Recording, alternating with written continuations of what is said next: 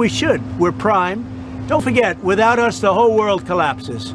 So we should have the lowest interest rate because, you know, you can talk about Switzerland, you can talk about wonderful countries, no debt, but without us, everything collapses. We should have the lowest interest rate.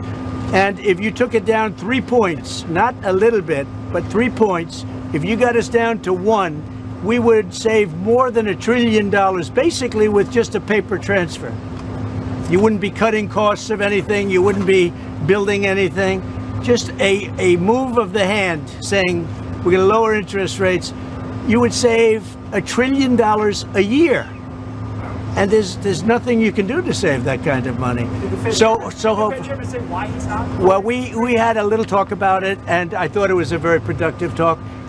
He'll be able to tell you at his next meeting, but I will say that he did say the country is doing really well.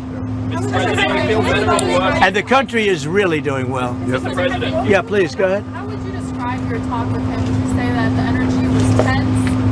Did you come? No, I didn't think it was tense. No, I thought we had a good meeting. No, there was no tension. There was no tension. I think he had more tension with my great senator to the right. He's a pretty tough cookie. He was, you might say. Bottom line is we had an honest, candid conversation about some of the overruns at this building. We had it in my banking committee, and he said we were wrong, and turns out we were right. Thank God President Trump and his team took enough time to dig into some of the details, and the details are clear.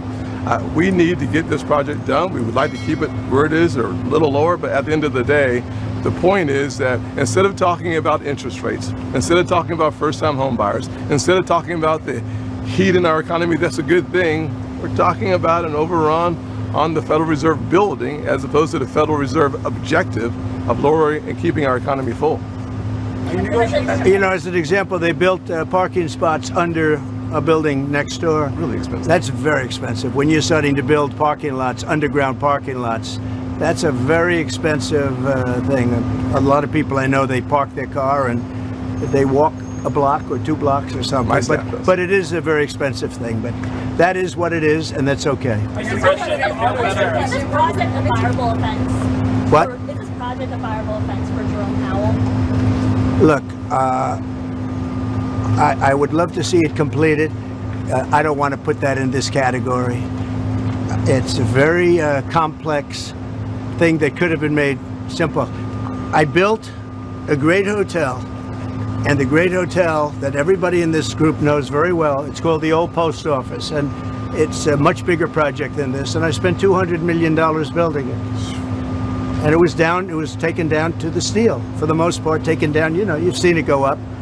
And I built it quickly, and I built it for $200 million. That was a much bigger job than this. Spent $200 million, and it's got marble bathrooms,